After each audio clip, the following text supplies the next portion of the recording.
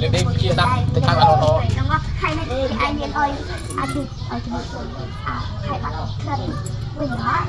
cú nè mà pra thằng nam đục mình á ở sân bộ ra đó bộ bó khai bằng bắt vừa dương á bắt lên mọt vừa cho mình những so như lớn lớn đó nè này để ai vô tập pra tới trong ao cho suy mất nè các bạn có lẩu câu bây giờ lẩu con này nè cái chùa mày cái mình đang kể luôn đấy nè tập bây giờ đâu ta lát người cho mình dựng như là luôn hay người bằng bắt lên mượt ui hay bắt